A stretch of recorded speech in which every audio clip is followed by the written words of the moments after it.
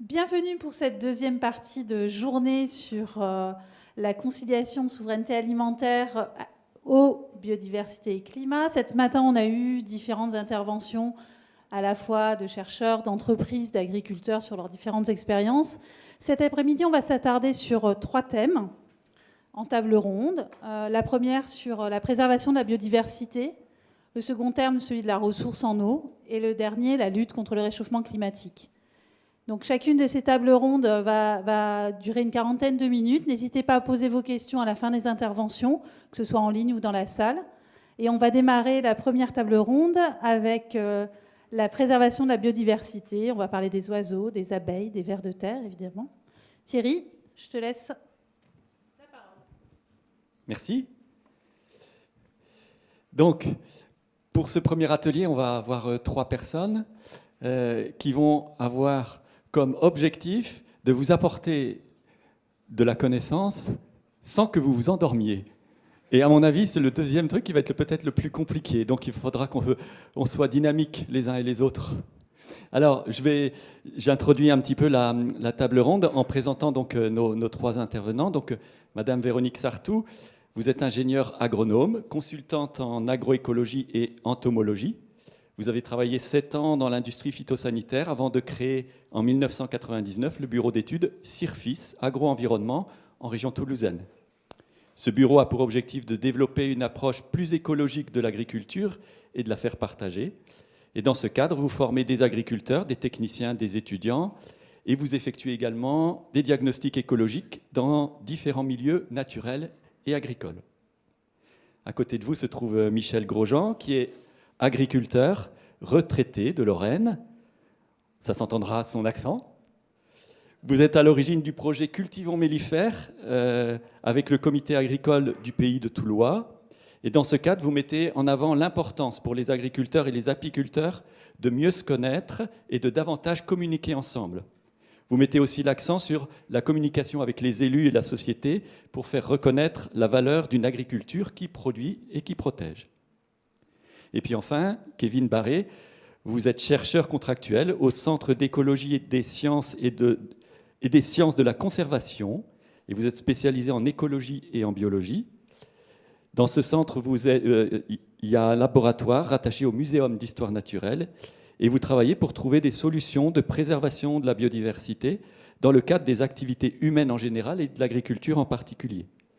Vous avez aussi travaillé sur les passereaux et les chauves-souris. C'est un petit peu ce que vous allez nous présenter tout à l'heure. Donc voilà nos 3 intervenants. Puis je me présente aussi parce que vous n'êtes pas censé me connaître. Donc Thierry Guin, donc moi je suis salarié à l'APAD et en charge de la coordination technique. Alors on va commencer par Michel. Est-ce que vous pouvez nous présenter le projet Cultivons mellifères? C'est un projet que vous avez commencé il y a 4 ans. Quel bilan vous en faites aujourd'hui? Qu'est-ce que vous avez fait? Puis voilà, peut-être aussi les perspectives que vous avez, parce que Michel, c'est un retraité très actif, donc il a toujours plein de projets. À chaque fois que je l'appelle, il y en a au moins 5 ou 6 qui viennent sur la table. Donc voilà, vous allez nous parler aussi un petit peu de ces perspectives. Merci Thierry. Donc j'habite moi effectivement la Lorraine. Donc le climat semi-continental, c'est pas la même chose en France. Si on a une politique seulement pour toute la France, ça n'ira jamais. Donc il faut absolument s'adapter par rapport au territoire. Alors, on va parler 5 minutes des abeilles. On va surtout parler d'un CS, qu'on soit clair. Notre histoire commence comme ça. On fait une journée porte ouverte à la ferme familiale. Et 50, 60, 70 personnes présentes. Il y a une personne qui parle en disant « Moi, je suis apicultrice professionnelle. Et depuis que vous êtes un ACS, génial. J'ai plus besoin de nourrir mes abeilles. À l'automne, les ruches sont pleines pour passer l'hiver. C'est génial, ne bougez pas. » Alors là, donc, effectivement, là, ça nous a surpris. Vous ne voyez pas l'importance de l'ACS par rapport aux abeilles. Et comme tous les paysans, on n'y connaît rien en apiculture. Alors que c'est un produit qui vient de nos fleurs, de nos plantes, de nos territoires. Donc, qu'est-ce qu'on a fait? La première chose qu'on a fait au niveau du comité agricole du Pays Toulois, qui est un ancien groupement de vulgarisation agricole qu'on n'avait pas fermé parce qu'il y avait 3 sous sur un compte. Et puis on se voyait tous les ans pour boire un coup en disant voilà, il reste 3 sous, on n'en fait rien. Bon, pour l'instant, on verra bien. Alors on avait fait avant des choses, on avait écrit un bouquin, j'en reparle une seconde simplement par rapport à ce matin. L'important d'avoir écrit l'histoire qu'on a écrite dans notre bouquin des 30 glorieuses dans notre pays, dans notre territoire, Terre de Lorraine. On relit le bouquin actuellement qui a été écrit en disant les chemins de transition, ils doivent être écrits dans l'histoire. Et si ça se trouve, comme l'histoire se répète, eh bien si ça se trouve, il y a peut-être des choses à revoir en relisant notre bouquin. Donc ça, j'en parle parce que c'était intéressant ce matin, l'approche qui avait été faite. Alors, donc je reviens à notre opération et on se dit entre nous, bah, peut-être qu'il faut travailler là-dessus. Donc on est allé en formation, une dizaine d'agriculteurs d'équipe sont allés en formation à l'apiculture. La plupart ont des abeilles aujourd'hui, entre 5, 10, 15 ruches. Et donc maintenant, on sait un peu de quoi on parle. Donc le premier constat qu'on avait fait, c'était de dire que, 60% du miel consommé en France est importé, alors qu'on a un grand pays agricole. C'est scandaleux. Deuxième chose, c'est qu'entre agriculteurs et apiculteurs, personne ne se parle, on ne se connaît pas. Et quand il y a un problème chez les apiculteurs, qu'est-ce qu'ils disent? C'est la faute aux paysans. Bon, c'était clair. Bon. Donc on a été voir les apiculteurs en leur disant, est-ce qu'on peut travailler ensemble? Donc ils ont dit, bah, pourquoi pas? Donc on a acheté, nous les paysans, des balances qu'on a mis sous les ruches. Alors je vous expliquerai après le financement. Et pour connaître l'activité des ruches. Et en même temps, en parallèle de ça, on a fait des analyses polliniques pour savoir où est-ce qu'elles allaient butiner. Et on a fait des recherches également de produits phytosanitaires sur les pollens, où on peut arriver à trouver jusque 250 molécules différentes. Donc ça, c'était ce qu'on a fait pour constater un peu ce qui se passait. Donc au bout de 2 ans, on s'est rendu compte qu'effectivement, donc, les ruches connectées, c'est dans votre téléphone portable, vous avez, ça inscrit tous les 10 minutes, le poids de la ruche, la température, l'hygrométrie, la température du couvain, enfin plein de paramètres. Et donc ça vous donne des courbes, et on s'est rendu compte très rapidement qu'au printemps, ça démarre bien, hein, et puis arrivé au 15 juin, chez nous, il n'y a plus rien à butiner, les ruches arrêtent, puis il y a un peu pour le tournesol, puis après c'est fini. Et on s'est dit, mais il y a effectivement un problème. Donc on a décidé donc de dire, et si on mettait des couverts d'interculture pour pouvoir, c'est ce qu'elle avait dit notre apicultrice lors de la visite qu'elle avait faite chez nous, c'était de dire, eh ben, depuis que vous faites en agriculture de conservation, c'est génial. Donc on a incité les agriculteurs à mettre des plantes mellifères, parce qu'on peut mettre n'importe quel couvert, mais il faut que ça soit mellifère, c'est possible. Hein. Donc on a poussé à ça, et en parallèle de ça, donc on avait, alors pour vous dire rapidement, les abeilles, il faut quand même savoir, hein, en termes de biodiversité, elles ont besoin de biodiversité aussi. Vous les mettez dans une parcelle de 25 hectares de colza, et puis vous avez du miel d'aubépine. Hein. Donc c'est elles qui choisissent, et elles ont besoin de diversité. Comme nous, quand on va au resto, on a besoin effectivement l'entrée, le plat, le dessert. Hein. C'est la même chose. Donc, la biodiversité, c'est important pour les abeilles, ça, on l'a bien compris. La recherche de produits phytosanitaires, on a fait sur la première année, après on a eu des problèmes, ça je pourrais vous l'expliquer, on n'a rien trouvé. On est toujours en dessous du seuil de détection, ce qui veut dire que nos paysans, j'aurais dit, vous travaillez très bien, faites encore mieux. Voilà. Ça veut dire que les jeunes aujourd'hui, les jeunes agriculteurs travaillent relativement très bien. Ils ne font pas de bêtises avec leur atomiseur. La troisième chose, c'était que on s'est dit, il faut absolument qu'on arrive aussi à avoir un rapport gagnant-gagnant, parce qu'on peut travailler pour les apiculteurs, mais il faut que ça soit intéressant pour les paysans. Et là, on avait toujours le souci de dire comment que ça peut revenir aux paysans. Alors nous, on a travaillé beaucoup sur l'image, hein, sur l'image de marque, sur ce qu'on faisait, etc. Beaucoup de communication, c'est important. Hein. Et donc, on a dit, si on sème des couverts, il faut qu'on fasse des pesées de matière sèche, il faut qu'on fasse des analyses d'azote, etc. Donc, et il faut que donc on a décidé, pour que les agriculteurs achètent de la semence mellifère, ça coûte un peu plus cher, on a décidé, on a trouvé des sous, ça on vous expliquera aussi, pour pouvoir payer la différence, grosso modo, la semence coûtait moitié prix. Donc on avait l'objectif de semer 1000 hectares de couverts mellifères, mais manque de bol cette année, il a fait la sécheresse. Donc il y en a beaucoup qui ont levé le pied. Néanmoins, on a semé 500 hectares. 500 hectares, et puis ils n'osaient pas trop, je dis, mais semer, il va pleuvoir. Au mois de septembre, je commençais à les mouiller parce que je me disais, il ne pleut pas. Et puis en fait, il n'y a plu. Et les résultats sont spectaculaires. Hein. C'est-à-dire qu'au mois de septembre, octobre, novembre, mais moi j'avais déjà vu ça aussi en Afrique, dans le désert, quand il pleut, ça démarre tout de suite, ça fait très fort. Hein. Donc voilà, en 76, on avait eu le même phénomène. Hein.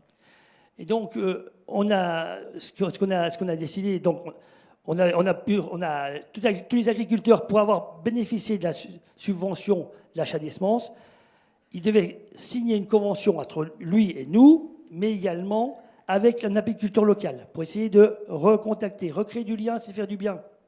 Voilà ce qu'on s'est dit. Et donc, on a pu faire effectivement des pesées de couverts, des analyses, et tout le monde aujourd'hui a reçu dans sa parcelle, chez lui, les résultats qu'il a eus.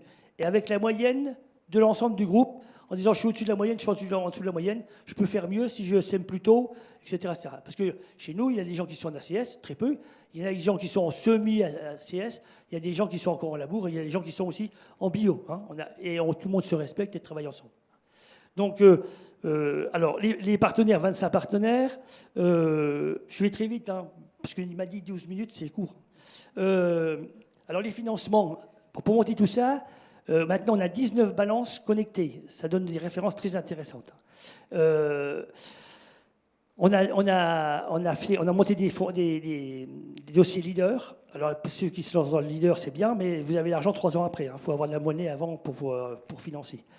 Et puis, on a fait des concours. On a eu le conseil départemental qui nous a filé aussi de l'argent. Atmos, c'est des gens qui s'occupent, Maire Paris, qui s'occupent de la qualité de l'air. Ça les intéressait parce que les analyses qu'on faisait avec les pollens, c'était dans l'air, donc ça les intéressait. Et puis, on a fait des concours. Alors, on a eu le premier prix de l'environnement du département de Meurthe-et-Moselle. On a eu le premier prix des solidarités rurales du Césaire, Conseil économique et social Grand Est, devant 77 candidatures. Parce qu'on avait aussi plein de partenaires. On s'est entouré de plein de... Pas travailler tout seul, il faut travailler ensemble. Hein. Et puis, on a eu, au printemps dernier, le premier prix national des innovations rurales, Paris-Dauphine. Donc, à chaque fois, il y avait un petit peu de sous quand même qui arrivait. Il y a le fonds de sauvegarde des abeilles. Enfin, faut monter des dossiers, faut trouver des sous pour faire fonctionner le système. Néanmoins, aujourd'hui, effectivement, on a une assez grande réussite, il faut le reconnaître. C'est que tout le monde, aujourd'hui, nous demande d'intervenir, de venir expliquer dans les centres de formation, dans les associations. Voilà. Il faut régulièrement, on se déplace pour faire... On était à la foire de Châlons en Champagne au mois de septembre où effectivement on est intervenu pour expliquer ce qu'on faisait. Alors il y a des plantes qui sont plus ou moins mellifères. Alors les résultats, c'est simple pour les apiculteurs. Quand on avait une ruche, pour un exemple très concret, une ruche qui était sédentaire, qu'on ne bougeait pas à l'ancienne. Et puis on avait, avec des balances, hein, et puis les autruches se baladaient. Dès qu'on voyait que la courbe ne montait plus, on changeait de place. On téléphonait à un collègue en disant t'as pas un champ de luzerne, un champ de trèfle, un champ voilà, en fleurs. Donc on se déplaçait. Donc on allait de champ fleuri à champ fleuri à champ fleuri à champ fleuri. Et on passe de 15, alors c'est entre nous, hein, de 15-20 kilos de miel par ruche à plus de 100 kilos. Je ne dis pas la différence. Dans du Saint-Foin, Saint-Foin c'est le miel d'Irois, on parle de 15-20 kilos par an, 7,5 kg, 2 années de suite, 7,5 kg de la journée. Ça c'est enregistré, c'est pas des chiffres inventés. Ça veut dire simplement que si on est amené... Alors, après, quand on discute avec les apiculteurs, ça change. Hein. Là, on commence à être des pros parce que nous, on a 10 chiffres à donner. Hein. On commence à dire, voilà, et nous, nos ruches, elles ne crèvent pas plus que celles des autres, on fait la même chose que tout le monde, etc. Alors, c'est toujours avec du collectif, toujours. Hein. C'est le syndicat apicole et nous, le collectif, voilà. Donc, ça, c'est... Donc, on n'a pas de ruche à titre personnel, on a des balances qu'on prête, hein, qu'on met à disposition. Alors, ce que je voulais simplement dire, première chose importante, c'est le faire ensemble. Et quand je vous parlais des prix qu'on a pu avoir, le plus grand prix, ce n'est pas celui que je vous ai donné tout à l'heure. C'est d'avoir été invité à l'Assemblée générale d'APIES, 350 adhérents, et de l'Abeille Lorraine, 800 adhérents. Jamais ils avaient invité un paysan à leur Assemblée générale. Jamais, c'était inédit. Ils nous ont donné la parole, et les 2 représentants que j'avais envoyés sont sortis sous les applaudissements. C'était historique. C'est ça, c'est drôlement important. Et je leur ai dit le jour-là aux 2 représentants, vous avez cassé des murs, vous avez construit des ponts, c'est ce qui est essentiel aujourd'hui.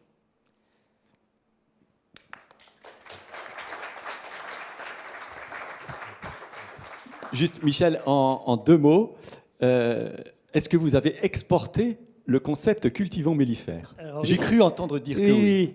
Oui. Alors, En 2 mots. Hein. Oui, en 2 mots, simplement, en Charente-Maritime, on était allé. Ils ont repris le concept. En Vendée aussi. Il y a une région, près d'Auxerre, ils veulent faire quelque chose. J'ai été interviewé pendant 1h30 au téléphone par CARI, c'est un organisme de Bruxelles qui voulait monter un dossier européen et qui nous ont demandé si ils pouvaient reprendre le même concept que nous. Je dis mais oui, allez-y, ne vous gênez pas. Comme l'autre jour à l'Assemblée, à la commission de la FNSEA, la commission environnement et apiculture, m'avait demandé de venir expliquer ce qu'on faisait également parce que ça les intriguait et ça les intéressait. Voilà, donc bon, nous on est prêts à venir expliquer comme partout ce qu'on est amené à faire. L'objectif c'est d'essaimer. On est avec les abeilles. On essaime.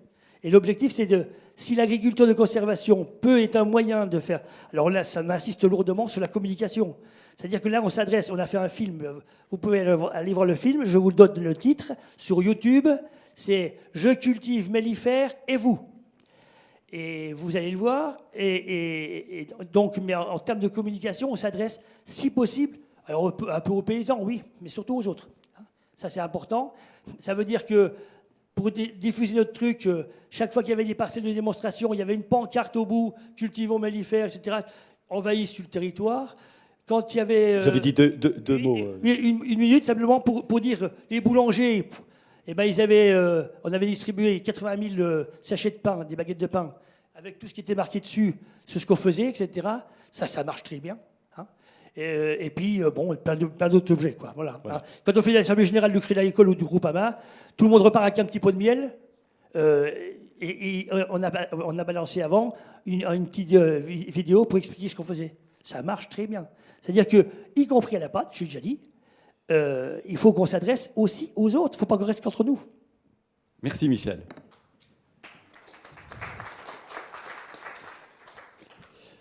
Donc, Kevin, à vous maintenant. Donc, vous avez travaillé sur les pratiques agricoles qui favorisent les passereaux, les chauves-souris.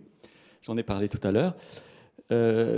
Du coup, les conclusions, vous m'avez dit, sont assez similaires. Donc, est-ce que vous pouvez nous présenter un petit peu ce projet, rapidement peut-être le protocole, et puis les conclusions auxquelles vous êtes arrivés, peut-être aussi en lien avec ce qu'on a entendu ce matin chez Marc en particulier. Donc voilà.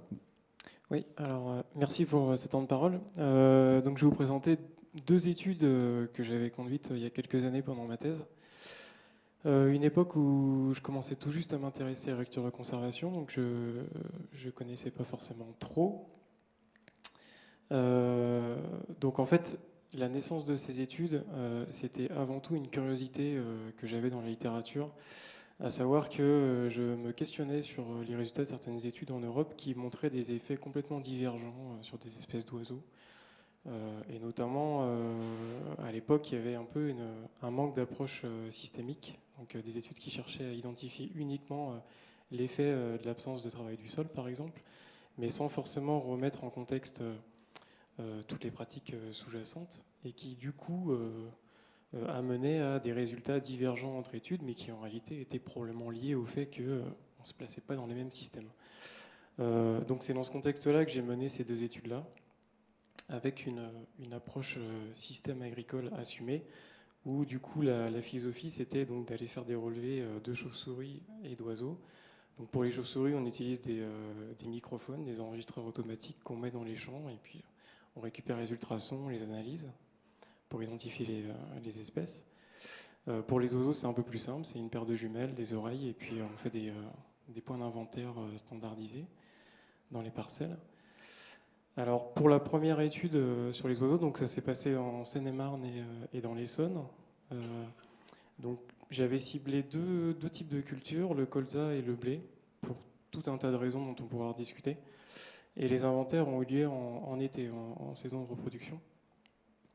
Et donc, j'ai comparé trois systèmes agricoles. Donc, tout d'abord, un système un peu témoin, qui était le système classique avec du labour. Donc, je ne vous refais pas tout l'itinéraire de culture, je ne rentre pas dans les détails. Et donc, ce système-là que j'ai comparé à 2 systèmes en semi-direct, donc un premier système en semi-direct sous couvert végétal. Donc voilà, je pense que vous connaissez à peu près. Donc le couvert végétal est détruit avec un rouleau suivi d'un herbicide sélectif. Et un deuxième système en semi-direct, cette fois-ci sans couvert végétal, mais avec une intensification de l'usage d'herbicides. Voilà. Et donc, les différences entre les systèmes, en fait, elles se situent surtout à l'automne. Donc finalement, un peu plus de 6 mois avant mes inventaires. Donc ce que montrent les résultats, c'est que globalement, dans un système en semi-direct sous couvert végétal, on observe 2 à 4 fois plus d'oiseaux selon les espèces par rapport à un système en labour classique.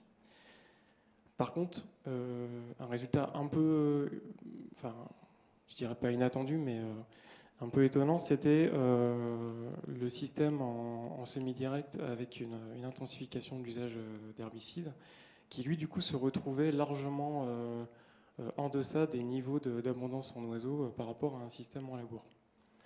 Donc c'était un message qui était, je trouvais, assez intéressant, d'autant plus que ce résultat-là concerne à la fois la communauté des oiseaux qu'on dit omnivores, donc qui en été ont une dominante de graines dans leur alimentation, mais qui sont aussi capables d'aller glaner des insectes, mais à la fois la communauté des insectivores stricts.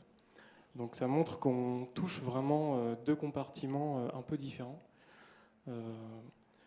Voilà, donc après, c'est difficile de dire tel ou tel système, sur quel compartiment précisément est-ce qu'il agit. Est-ce qu'il agit plutôt en priorité sur le stock de graines dans le sol? Est-ce qu'il agit plutôt sur la disponibilité en termes d'insectes? Tout ça, c'est un peu compliqué. Voire même sur les plantes hôtes qui génèrent elles-mêmes des insectes. Donc l'approche systémique souvent ne permet pas d'aller détricoter tout ça. Une chose est sûre, c'est qu'il semblerait que, en tout cas pour la communauté des oiseaux, le travail du sol semble certes jouer une importance, mais ce que ça montre surtout, c'est attention à comment est-ce quelle pratique on met en lien avec cette absence de travail du sol, quoi. Et donc ce que ça montre, c'est que voilà, si on le fait pas de la bonne façon, ça peut être encore plus au détriment de la biodiversité que dans un système classique en labour. Donc ça, c'était la première étude, et je me suis dit pourquoi pas le tester aussi sur les chauves-souris. Alors là, c'était un peu farfelu comme idée, puisque on est sur des effets qui sont potentiellement encore plus indirects. Les chauves-souris, elles ne nichent pas au sol, elles ne nichent pas dans les parcelles, et elles sont toutes insectivores. Donc là, ce à quoi on peut s'attendre si on compare des systèmes agricoles, c'est réellement des effets indirects où finalement on va peut-être affecter les adventices et en retour les insectes et en retour les chauves-souris. Donc c'est une mesure qui est un peu indirecte. Donc je me suis concentré là cette fois-ci sur le plateau de Saclay en Île-de-France également, uniquement sur la culture de blé pour des raisons de facilité et de puissance, et en été également. Donc là j'ai comparé également 3 systèmes, donc toujours ce même système en labour classique avec vraiment un schéma stéréotypé, et puis 2 systèmes en non labour avec un peu de travail superficiel. Et en fait, ces 2 systèmes-là étaient identiques, à l'exception du fait que un des 2 en fait, a un passage d'herbicide non sélectif, glyphosate, en supplément à l'automne. Voilà. Et encore une fois, les différences entre ces systèmes-là se situent vraiment à l'automne, et moi je fais mes relevés 6 mois après, dans la période propice. Et donc les résultats, ce que ça donne, c'est que globalement, en fait, le non-labour qui a un passage d'herbicide en moins montre environ 7 fois plus de chauves-souris que sur un système en labour conventionnel. Et le système en non-labour qui, lui, réalise un passage d'herbicide supplémentaire, finalement montre peut-être une tendance à se situer en fait, à mi-chemin entre le labour et le non-labour avec moins d'herbicides, mais ne montre pas vraiment de différence flagrante avec un système en labour. Bon, alors là, encore une fois, en tout cas, quand on compare un peu les spécificités des 3 systèmes et qu'on essaie de croiser les éléments, on se rend compte que c'est vraisemblablement plutôt le passage des herbicides qui semble être le moteur des différences. Et en fait, ce qui me fait dire ça, c'est aussi le fait que, je ne vous l'ai pas dit, mais dans cette expérimentation-là, j'ai inclus un 4e système qui était une sorte de système un peu témoin externe, mais qui en fait n'est pas vraiment comparable puisque c'était un système biologique. Donc là, du coup, toujours sur le blé, donc évidemment avec du labour et évidemment sans produits phytosanitaires. Donc là, ce que montraient les résultats, c'est que le bio restait quand même devant tous les autres systèmes. Mais ce qui était intéressant, c'est de voir que finalement, avec des changements en agriculture conventionnelle du type absence de travail du sol et un peu moins d'herbicides par rapport à une façon peut-être plus conventionnelle de le faire, finalement on s'approche du niveau d'activité en chauve-souris qu'on pourrait avoir en biologique. Donc c'était assez intéressant de voir que finalement il y a quand même une marge de progression assez importante dans l'agriculture dite conventionnelle. Et que, voilà, enfin, c'était juste un message que je voulais faire passer, parce que c'est vrai que quand on parle de biodiversité dans la littérature scientifique, on entend beaucoup parler d'agriculture biologique, et finalement on se concentre assez peu, je trouve, en tout cas sur les oiseaux et ce type de taxons, on se concentre assez peu sur les variations fines de pratiques agricoles dans l'agriculture conventionnelle. Voilà, qu'est-ce que je voulais ajouter d'autre ? Je pense que c'est à peu près tout.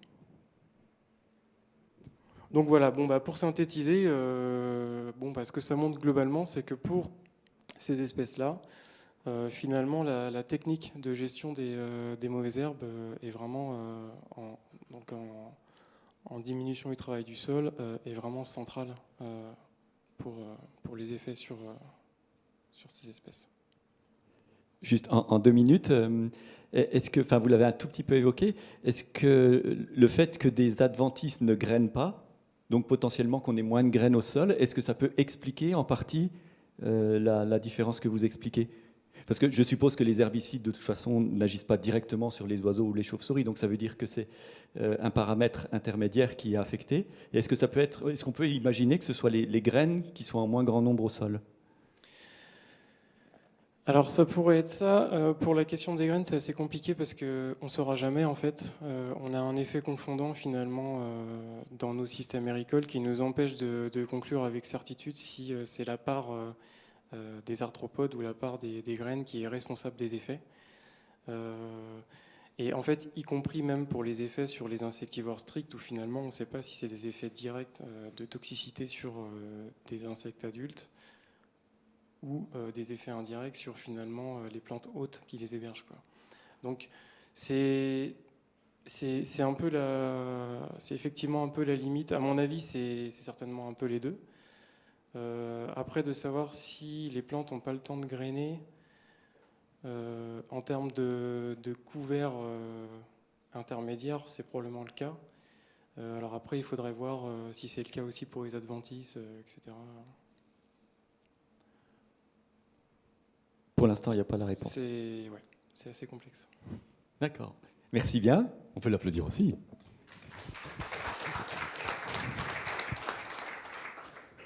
Donc, Madame Sartou, voilà, vous avez 2 exemples.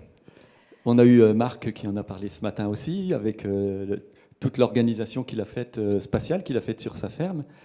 Alors, est-ce que vous pouvez essayer de nous synthétiser un petit peu tout ça ? C'est compliqué, mais par rapport à vous, ce que vous faites dans votre laboratoire, toutes les expériences que vous voyez à droite, à gauche, est-ce que vous pouvez nous faire prendre un petit peu de hauteur sur toutes ces constatations qu'on a pu entendre ? Alors, de ce que moi je vois par rapport aux 2 expériences qui sont mentionnées, et moi je m'intéresse souvent à la biodiversité générale, au-dessus du sol, surtout, un peu en dessous du sol. Et ce que je vois dans les réseaux, chez les agriculteurs que je vais voir, et chez Marc, c'est un exemple qui est vraiment très, très, très intéressant, c'est que les agriculteurs qui sont en ACS ont en général beaucoup de biodiversité. Alors, des fois parce que c'est, entre guillemets, moins propre que chez les voisins. Mais moi, j'aime bien quand c'est moins propre. J'aime bien quand il y a... Ce que vous appelez moins propre, ça veut dire Ça quoi? veut dire qu'il y a pour des les gens petites qui herbes, connaissent pas trop. il y a des petites herbes qui traînent au fond du champ. Oui, il y a des fleurs un petit peu partout. Il y en a au bord du champ, il y en a à l'intérieur. Enfin bref. Et en fait, quand on voit ça, on voit qu'il y a plein de choses qui sont présentes dans les parcelles agricoles. Et il y a aussi le fait que en ACS, les agriculteurs en ACS sont souvent plus informés, sont un peu plus intéressés à voir ce qui se passe dans la parcelle. Parce que quand vous emmenez des agriculteurs dans un champ, dans une parcelle agricole, qu'est-ce qu'ils vont voir en premier? Ils vont voir ce qui ne va pas. Ah, il y a 3 herbes qui traînent. Ah, je vais avoir, 0,1 quintal de moins. Mais ce 0,1 quintal, il faut aller le chercher, quoi. Il y a des bestioles qui volent. Ah, ben, ces bestioles qui volent, mais qu'est-ce que c'est que ça? Il va falloir sortir le pulvé, quoi, parce que je vais avoir des problèmes. Et en fait, quand on est dans des réseaux où on a des agriculteurs qui sont un peu plus informés, un peu plus formés, ils se rendent compte de les choses qu'ils voient à l'intérieur. Ben, ça peut être éventuellement un problème, mais c'est aussi porteur de solutions. Et ça, les couverts végétaux, c'est aussi porteur de solutions. Les couverts végétaux, c'est intéressant. Alors, c'est intéressant éventuellement pour les abeilles, mais il n'y a pas que les abeilles. Il y a aussi toute la biodiversité fonctionnelle qui va être support de pollinisation autre que les abeilles domestiques, parce que les abeilles domestiques, elles ne font pas tout. Il y a aussi tous les insectes qui vont servir d'auxiliaires des cultures, qui vont manger, entre autres, les pucerons, mais bien aussi tout le reste. Et puis, on a aussi... Alors, parfois dans les parcelles, et je crois que c'est Marc qui en a parlé ce matin, en disant on a mis des trèfles dans le blé, le trèfle il va servir de support peut-être à des pucerons, mais c'est aussi des auxiliaires qui vont venir se nourrir sur les pucerons qui étaient présents sur le trèfle et qui ensuite iront se nourrir aussi sur les pucerons qui sont sur le blé. Donc tout ça, c'est ce qu'il faut bien comprendre, c'est que plus on a de diversité dans la parcelle et en dehors de la parcelle, alors il ne faut pas n'importe quoi, il n'en faut pas trop non plus, on peut essayer de choisir aussi, mais ça va avoir un impact qui va être positif pour la biodiversité en général et la biodiversité fonctionnelle. Et ça va avoir un impact sur les insectes, bien sûr, mais ça va avoir un impact sur les oiseaux, ça va avoir un impact sur éventuellement les chauves-souris, etc. Donc ce n'est pas seulement les pratiques, ce n'est pas seulement plus ou moins de produits phytosanitaires, oui, ça joue. Évidemment, on voit souvent dans les réseaux en ACS que, au final, il y a moins d'insecticides qui sont utilisés. Donc forcément, s'il y a moins d'insecticides, on respecte un peu plus les insectes. Et les animaux qui se nourrissent des insectes, ils vont être aussi plus facilement, trouver plus facilement à manger. Donc voilà. Et donc, de ce côté-là, l'ACS, c'est vraiment quelque chose qui est intéressant. Alors, il n'y a pas qu'en ACS, il y a aussi des agriculteurs en conventionnel qui font attention à ce qu'ils font et qui vont mettre aussi des couverts végétaux, etc. C'est un peu moins facile en agriculture biologique, parce qu'en agriculture biologique, comme on n'a aucun moyen de pallier un problème vraiment important et immédiatement, on travaille un peu plus le sol, on fait beaucoup attention à ce qui se passe à l'extérieur, mais à l'intérieur du champ, on essaye de le maintenir entre guillemets propre de façon à ce qu'on n'ait pas un problème sanitaire qui soit trop important. Donc parfois, moi, je vois plus de diversité chez des agriculteurs qui sont en ACS que des agriculteurs qui sont en bio. Parce qu'il y a aussi ce problème de travail du sol. Si on s'intéresse à la biologie du sol, forcément, le travail du sol, parfois très très intensif, même si ce n'est pas profondément, mais très intense en agriculture biologique, peut avoir un impact sur la biodiversité, un peu sur la biodiversité, enfin pas mal sur la biodiversité du sol, et parfois aussi un petit peu sur la biodiversité aérienne, parce qu'il n'y a pas les petites herbes là qui sont au milieu, les petites stellaires qui vont fleurir sous le blé et qui vont faire que on aura un adulte de cirque qui va venir, enfin une femelle qui va venir chercher du nectar et qui ensuite va pondre dans la colonie de pucerons qui est là. Donc c'est vraiment, plus on met de biodiversité, plus ça va être intéressant. Il faut bien sûr trouver la bonne limite. Il ne faut pas que ça soit trop envahissant de façon à ce qu'on puisse quand même continuer à produire.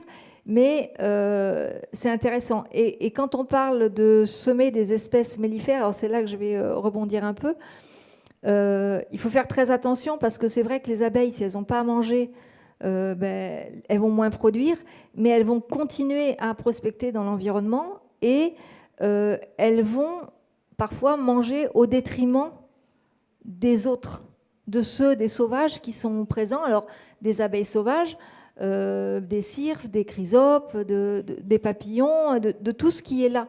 Donc, c'est intéressant de mettre de la diversité dans les parcelles, de mettre des couverts végétaux, parce que c'est souvent, ils vont fleurir souvent à une période où il n'y a pas grand-chose d'autre à manger. Mais il faut aussi penser à tout ce qui est bord de champ, et c'est aussi faire attention à ne pas vouloir faire trop propre des bords de champ. Il faut avoir des haies, avoir des arbres comme chez Marc, les rangées d'agroforesterie, même s'il disait ce matin qu'il n'y avait plus beaucoup de fleurs. Il y a encore des fleurs le long des arbres. Hein. Donc ça aussi, ça soutient cette biodiversité et ça va avoir un impact non négligeable. Il faut bien se rendre compte que plus on met de fleurs tout au long de l'année, et plus on va soutenir cette biodiversité, et plus ça sera intéressant à la fois pour l'agriculteur, puis bon, après pour la société aussi, quoi. Et du coup, c'est Marc qui en parlait, et je pense qu'il y a quelques agriculteurs dans la salle, mais le but d'un agriculteur, c'est bien de produire et de gagner sa vie.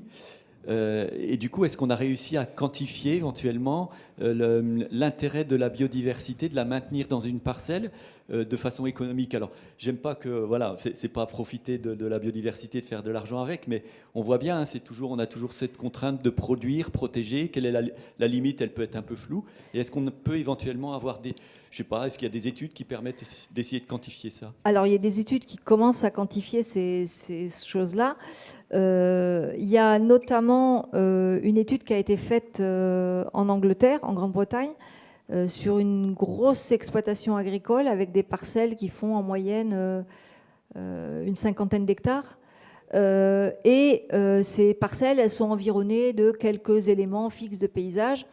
Alors, pour beaucoup d'agriculteurs, la présence d'une haie, c'est une catastrophe parce que, forcément, on le voit, hein, c'est vraiment visible. L'impact de la haie, il est visible au pied de la haie. Donc là, on perd du rendement.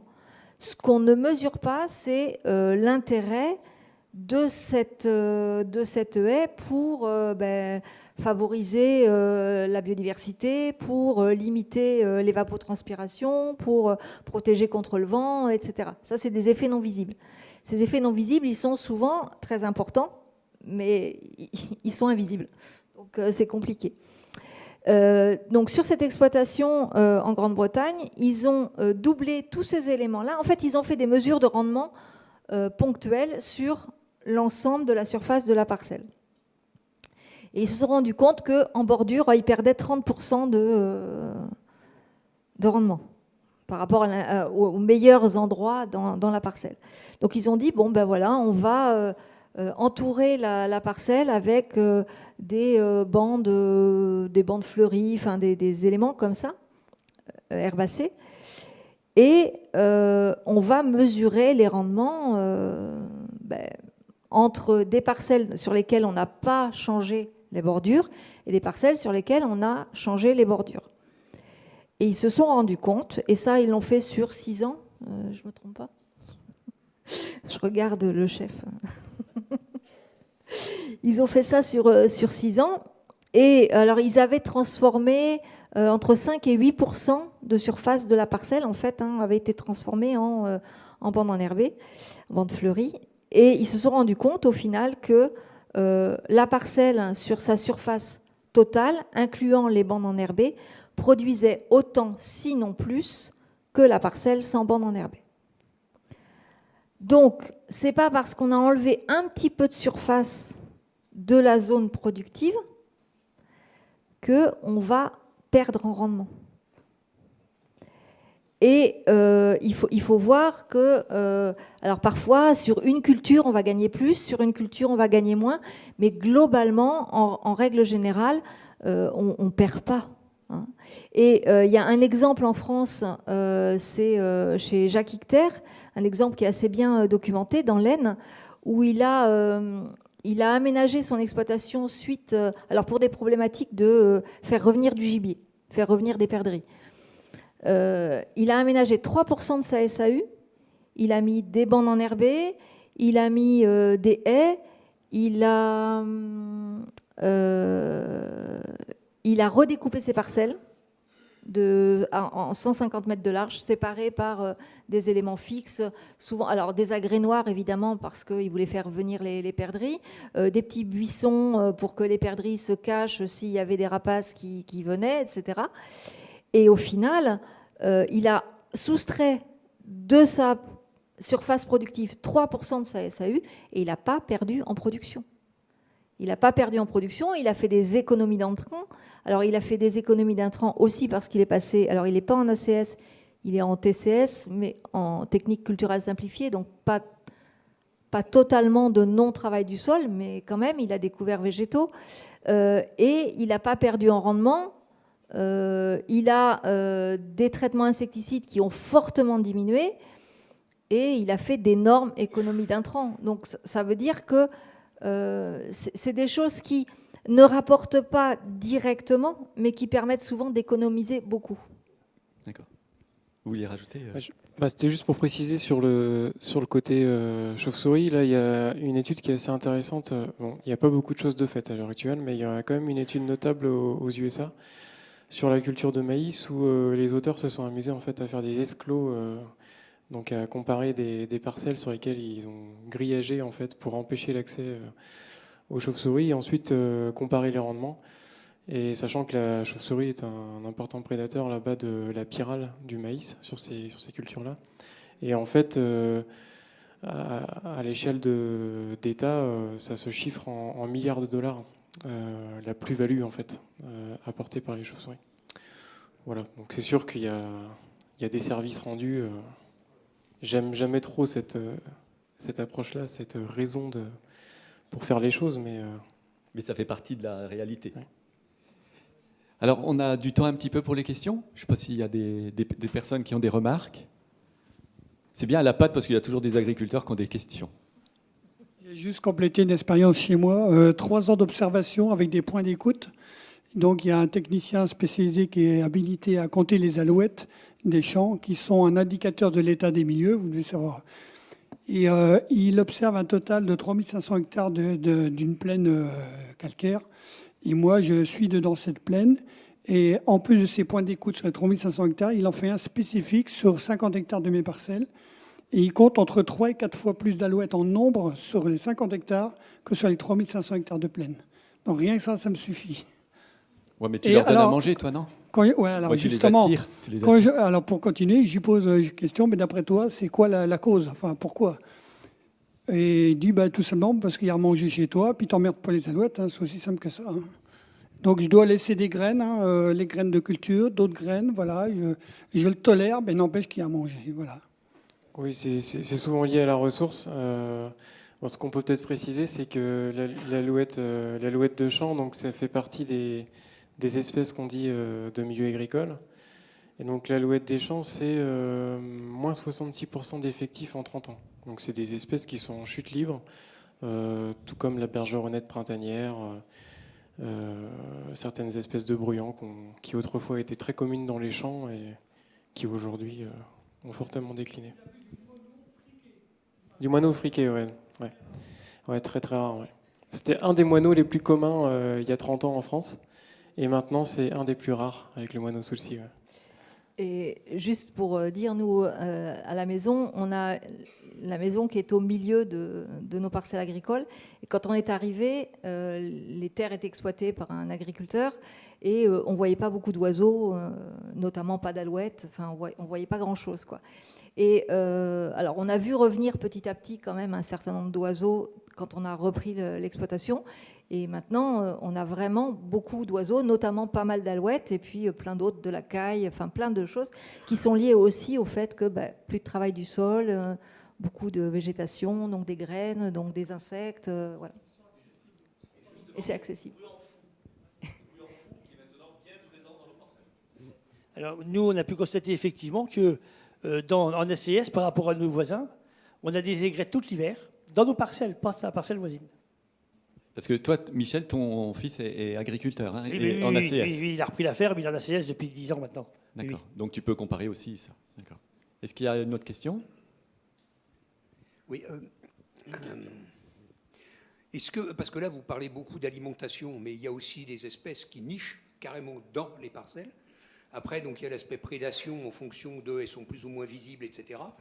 Bon, c'est des trucs un peu connus pour l'outarde canepetière et puis pour les busards cendrés et Saint-Martin, etc. Parce que ça, c'est des espèces un peu emblématiques qui ont été bien étudiées.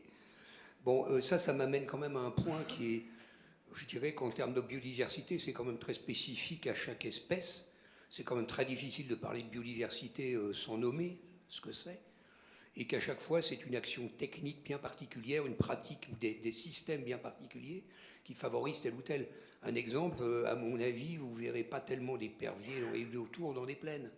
Bon, et pas tellement de busards cendrés dans les forêts. Bon, donc pour simplifier. Hein. Donc ça m'amène à une question qui est quand même, est-ce qu'on aurait, est-ce que vous pourriez, ou est-ce qu'il existe, comment dire, des indicateurs, des choses qui nous permettraient, en tant qu'exploitants d'une ferme, produit de production, de piloter, on va dire, la biodiversité ou les espèces autres, enfin toutes ces espèces, dont certains, on dit souvent, ou vous dites qu'elles sont bénéfiques, mais aussi par rapport aux résultats des cultures. Par exemple, le rendement est quand même un macro-indicateur qui synthétise beaucoup de choses. Quand on parle de services ou de biodiversité fonctionnelle ou de contrôle de prédateurs, enfin de parasites par des prédateurs, des choses comme ça peut être intéressant. La lutte biologique. Parce que la lutte biologique... Il faudrait poser la question, Gérard. C'est ça la question. Est-ce que vous avez... voilà, est-ce qu'il y a des choses qui permettraient, ou est-ce qu'on peut avancer pour faire quelque chose qui soit prédictif, dire aux agriculteurs, voilà, et non pas vous avez subi, ça, et voilà, non pas comment subi. vous pourrez le faire. Voilà. Je ne sais pas si vous avez des...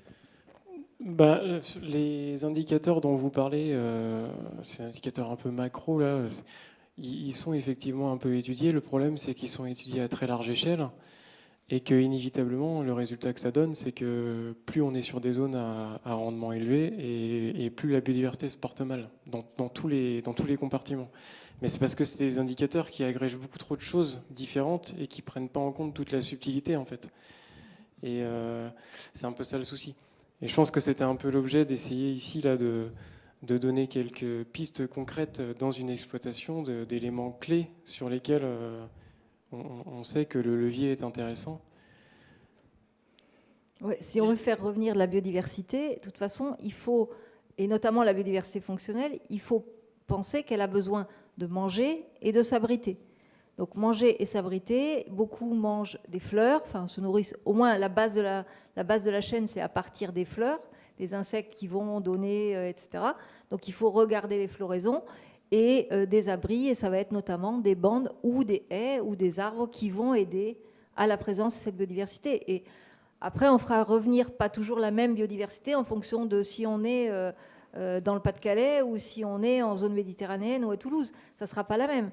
Mais on va faire revenir de la biodiversité et une partie de cette biodiversité sera de la biodiversité qui sera utile, même si on ne le sent pas comme ça, c'est plus difficile à voir. En sachant que les abeilles sauvages, par exemple, elles volent maximum 300 mètres. Donc voilà, il faut intégrer effectivement par rapport aux besoins de champ, ça c'est important. Et les abeilles sauvages, il y en a 70 à 80% qui nichent dans le sol. Donc dans un sol travaillé... Bon, Gérard, il est derrière moi, je l'entends là. Et en fait, il veut des choses qui se voient, des choses qui permettent de mesurer la biodiversité fonctionnelle. Et il existe, on va faire des choix, il existe la technique des proies sentinelles.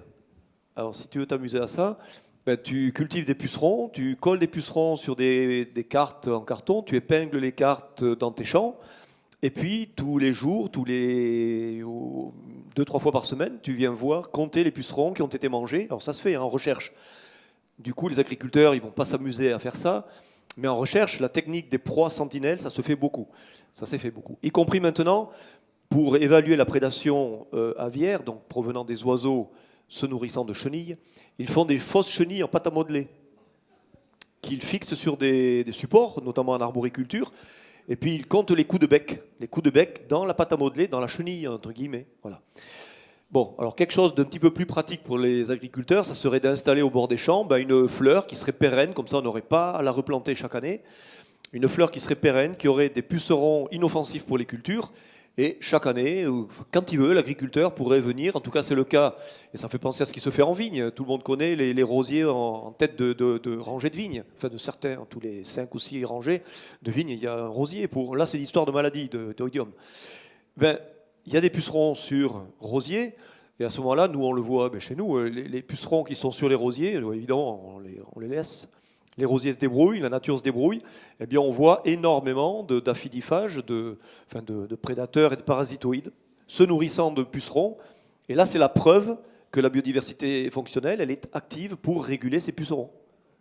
Voilà, comme exemple concret. Mettez des rosiers. Et si vous voulez, un rosier ou autre chose. Si vous voulez sauver aussi les insectes, il faut éteindre la lumière la nuit, parce que les chauves-souris, elles se régalent. Est-ce qu'il y a d'autres questions ou par visio? Non, il n'y a pas de questions sur de la visio? Il y a quelqu'un qui... Non? Ah oui, là-bas, Christophe.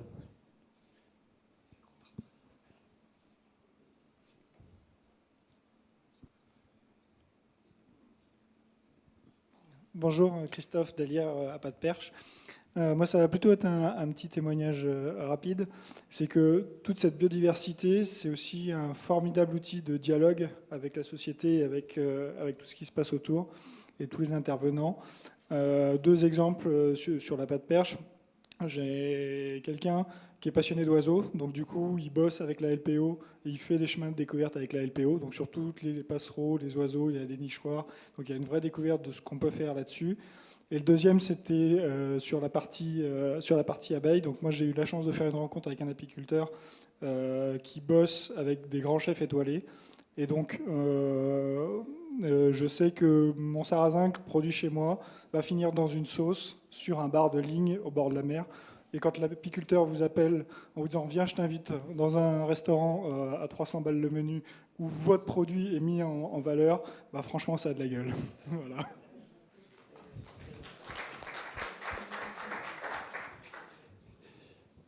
J'ai omis de dire que tout ce qu'on avait récolté comme information par rapport aux couverts végétaux, on rencontre le mois prochain toutes les collectivités de territoire, les communautés de communes, et on leur dit, dans votre plan climat que vous avez à faire, il faut intégrer que sur les 500 hectares, les 50 parcelles de 10 hectares qui ont été implantés sur notre territoire, on a fait 1,2 tonne de couverts végétaux, en plus de la culture principale, qu'il faut intégrer dans votre plan climat. Donc ça veut dire que les paysans sont une partie de la solution par rapport au réchauffement climatique. Ça, c'est important aussi en termes de communication vis-à-vis du grand public. Alors juste pour aller dans ton sens, Christophe, et puis dans le sens un petit peu que vous avez dit, on avait fait une enquête à la PAT Centre-Atlantique il y a 2 ans, comme ça complètement par hasard, hein, en disant aux agriculteurs, est-ce que vous avez des apiculteurs qui viennent chez vous mettre des ruches? Et à notre grande surprise, c'est quasiment 1/3 des adhérents de la PAT Centre-Atlantique avaient des ruches dans ces parcelles. Donc je pense que les apiculteurs ne mettent pas ces ruches-là par hasard. Donc ça montre aussi qu'on peut créer du lien et que c'est une façon aussi que les gens se rendent compte, enfin, Michel, tu l'as dit tout à l'heure, hein, de l'importance de mieux connaître les contraintes de l'autre. Et je pense qu'aussi la biodiversité, quand on la connaît mieux, ben, c'est peut-être là aussi qu'on la préserve le mieux. Alors il y a encore du boulot à faire. C'est pas simple parce que, comme vous disiez, hein, la biodiversité, ça bouge, ça va ailleurs, ça... Comme tu disais, Michel, tu la mets dans un champ de colza, puis elle va aller chercher de l'aubépine qui est à l'autre bout. Tu te dis pourquoi elle a tout ce qu'il faut là. Donc on voit bien que c'est aussi potentiellement alors c'est pas forcément une difficulté, mais ça montre que l'étude et le côté prédictif dont parlait Gérard, c'est pas si simple parce que la biodiversité, elle a ses propres équilibres et sa propre façon de vivre. Je sais pas. Pardon ? Pardon. Oui, ça me fait penser à un truc là, qui a été évoqué par Véronique Sartou, c'est la question de le lien entre, on va dire, biodiversité hors champ, les arbres, tout ça, et le climat. On constate assez facilement, bon, moi je fais pas mal de promenades à cheval, cet été, quand il faisait 35, etc., en plein été, au milieu de l'été, à l'air libre, sur des chaumes de blé, C'est facile. Chaque fois que je prenais un chemin qui rentrait en sous-bois, disons, ou voilà, un chemin encadré d'arbres, la température, d'un coup, elle descendait au point que j'en avais froid. Et ça reliait à un truc qu'on connaît, qu'on maîtrise bien, c'est quand on mesure sur un chaume la température d'un chaume ordinaire, ça peut grimper à 50. Quand c'est couvert, soit par de la paille, soit par un couvert, on est à 25. Donc on a quand même un effet régulateur qui lui aussi est aussi lié à l'humidité. Et les arbres et tout l'écosystème. Donc c'est la question de comment on peut gérer, vous l'avez évoqué à propos des brise-vents aussi, gérer le microclimat. Et on peut imaginer qu'un microclimat qui se porte mieux, qui est plus tempéré au niveau local, s'il est reproduit à grande échelle, aurait un effet macro aussi. Genre, pour faire simple, parce que je ne suis pas climatologue et je ne suis pas expert, mais qu'un milieu continental est quand même à beaucoup plus d'excès en été ou en hiver, et la nuit et le jour, qu'un écosystème très proche de l'océan, comme peuvent l'être la Bretagne ou quoi. Voilà. Donc c'est quand même une piste, on va dire, d'adaptation, voire de régulation du climat, qui, me semble-t-il, mériterait d'être un peu plus approfondie, notamment au niveau des politiques publiques, etc. Voilà. Est-ce que vous en savez, voilà, si on peut documenter, avancer un peu plus là-dessus, ça serait intéressant. Il nous reste 2 minutes, donc... Est-ce que, alors effectivement, hein, c'est des mesures qui ont été faites. Après, c'est vrai qu'une parcelle qui se retrouve à 50 degrés, comme on a pu avoir cet été au niveau du sol, hein, je ne dis pas dans l'air, et ce n'était pas à ce niveau-là, mais 50 degrés, je pense qu'il n'y a pas beaucoup d'organismes vivants qui peuvent survivre. Non. Donc, Non, c'est compliqué. Ouais. Comment ? 43 degrés, c'est le maximum. D'accord. C'est comme notre organisme. À 43 degrés, on n'est pas très en forme. Hein. Allez-y, une dernière remarque, et puis après on arrête. C'était pour répondre à la question. Allez-y. Dans le nord, les grandes plaines au nord des États-Unis, qui sont très, très sèches, grâce à l'ACS, on constate avec le temps une baisse de température globale, malgré le réchauffement climatique. Donc c'est intéressant. Alors à 43 degrés, je continue. Simplement, c'est quand les abeilles veulent tuer un frelon, ils l'entourent, ils le chauffent. À 43 degrés, il meurt. Voilà, donc les abeilles ont compris 43 degrés. Bon, merci beaucoup, madame, messieurs. On peut les applaudir. Hein. Merci à tous pour cet échange passionnant.